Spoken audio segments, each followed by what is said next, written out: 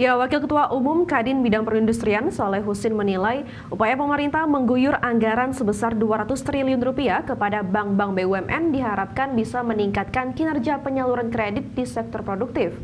Menurut Rosan, pertimbangan utama dalam kajian ini diantaranya jam terbang pesawat, part-part pesawat, serta pemanfaatan aset yang ada. Kalangan pelaku usaha yang tergabung dalam Kamar Dagang dan Industri Indonesia setuju dengan upaya perluasan instrumen yang lebih produktif yang harus dijalankan perbankan negara. Ya, Wakil Ketua Umum Kadin Bidang Perindustrian Soleh Husin menilai upaya pemerintah mengguyur anggaran sebesar 200 triliun rupiah kepada bank-bank BUMN diharapkan bisa meningkatkan kinerja penyaluran kredit di sektor produktif, khususnya sektor industri padat karya. Untuk itu, Menteri Perindustrian periode 2014 hingga 2016 ini berharap insentif-insentif yang digelontorkan pemerintah harus membawa multiplier efek terhadap sektor-sektor padat karya agar lebih produktif dan memberikan sosial ekonomi yang meningkatkan daya beli secara signifikan.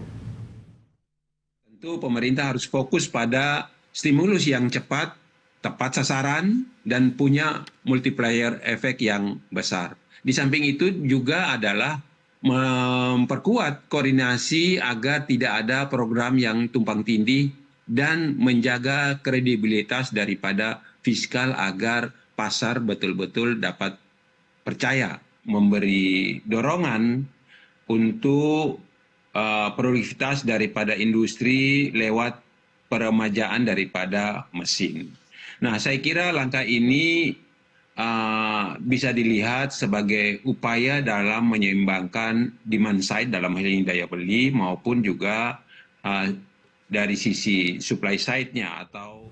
Kita kembali di Prime Market Highlight pemirsa, CEO BPI Danantara Rosan Roslani memastikan proses merger antara maskapai Garuda Indonesia dan Pelita Air masih dalam tahap kajian. Ya, hingga kini seluruh aspek masih terus dievaluasi. Menurut Rosan, pertimbangan utama dalam kajian ini diantaranya jam terbang pesawat, part-part pesawat, serta pemanfaatan aset yang ada. Selain itu, Garuda juga tengah mengajukan penambahan Arbana sebanyak 15 pesawat yang saat ini sedang dikaji oleh Danantara. Rosan berharap merger ini bisa meningkatkan efisiensi, produktivitas, dan optimalisasi aset maskapai. Ya, intinya kan untuk supaya lebih efisien, lebih meningkatkan produktivitas dan juga mengoptimalkan aset-aset yang ada, baik dari segi jam terbangnya. Menteri Dalam Negeri Tito Karnavian telah menginstruksikan seluruh pemerintahan daerah untuk segera mengkaji ulang dan mengevaluasi tunjangan perumahan yang diterima oleh anggota Dewan Perwakilan Rakyat Daerah atau DPRD. Langkah ini diambil menyusul sorotan tajam publik dan keputusan DPR RI yang telah lebih dulu menghentikan tunjangan serupa. Tito meminta DPRD dan pemerintahan daerah mendengarkan suara masyarakat. Terlebih dahulu, DPR RI sudah terlebih dahulu menghentikan izin tersebut. Tito menyebut tunjangan perumahan fantastis untuk anggota DPRD di sejumlah wilayah merupakan kebijakan lama. Tito mengatakan kepala daerah yang baru dilantik pada 2024 tidak mengetahui kebijakan tunjangan perumahan yang disorot publik tersebut. Cara menanganinya, Pak? Saya sudah sampaikan supaya segera untuk dilakukan komunikasi antara kepala daerah yang mengeluarkan peraturan dengan DPRD yang menerima dampak, ditambah dengan juga mendengarkan suara publik, ya, supaya kalau memang perlu dievaluasi, evaluasi. Menteri Haji dan Umroh Muhammad Irfan Yusuf memastikan Badan Pengelola Investasi Dayana Gata Nusantara akan membiayai pembangunan kampung haji Indonesia di Arab Saudi. Meski demikian, Gus Irfan tidak merinci berapa jumlah anggaran yang dibutuhkan untuk pembangunan kampung haji di Arab Saudi. Dirinya hanya memastikan kalau keterlibatan Danantara ini telah disetujui oleh Presiden Prabowo Subianto. Pihaknya hanya bertindak sebagai pengguna atau user dari kampung haji apabila nantinya sudah terbangun. Rencananya kampung haji akan dibangun berjarak sekitar 400 meter dari Masjidil Haram dengan luas lahan hingga 80 hektar yang ditargetkan rampung pada 2027 mendatang. Kampung haji secara teknis, fisik, finance itu nanti domainnya Danantara. Kita hanya user di situ. Ya. Domain siapa tadi, Pak? Danantara. Sampai hari ini belum ada penambahan. Jadi resmi juga belum keluar, tapi kita sudah komunikasi, selalu dijawab gunakan.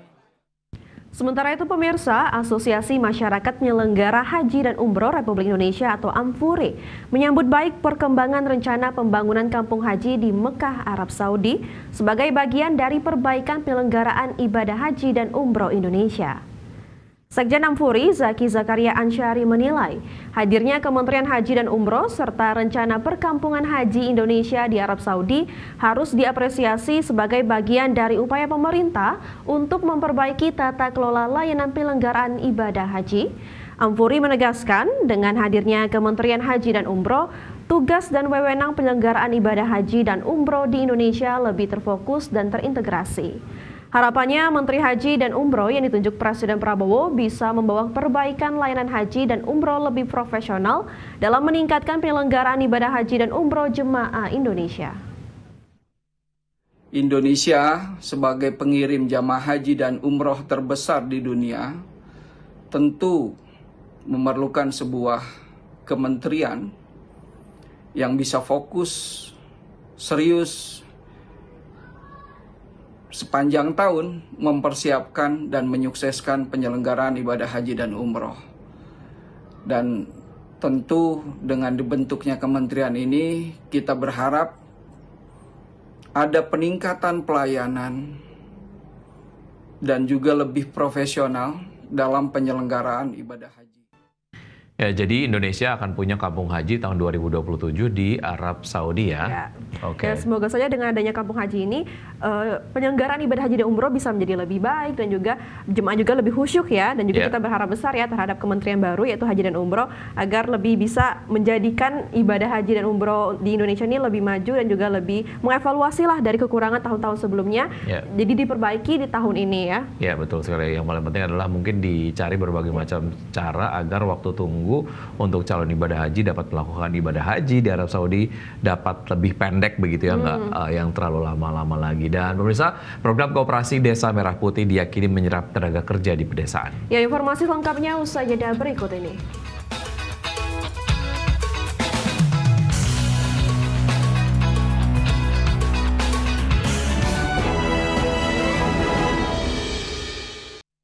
Terima kasih Anda masih bergabung sama kami. Pemirsa, program Koperasi Desa Merah Putih diyakini akan menyerap tenaga kerja khususnya di pedesaan. Ya, Menteri Koperasi Ferry Juliantono menyebut secara asumsi setiap koperasi desa mampu menggerakkan setidaknya 15 orang.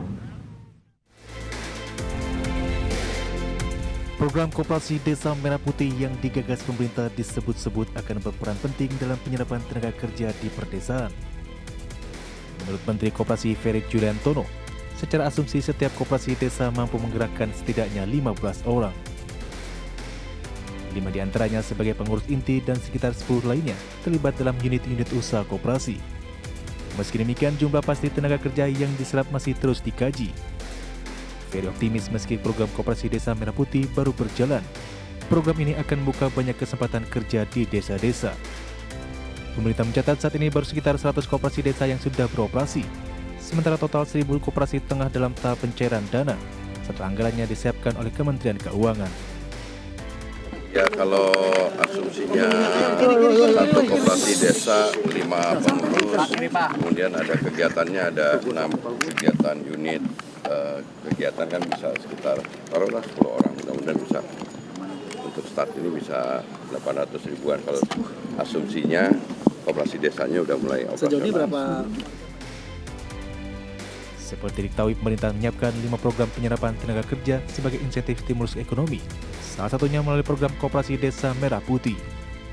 Pemerintah menargetkan Koperasi Desa Merah Putih dapat menyerap 1 juta tenaga kerja hingga Desember 2025. Dari Jakarta, Tim Liputan IDX Channel.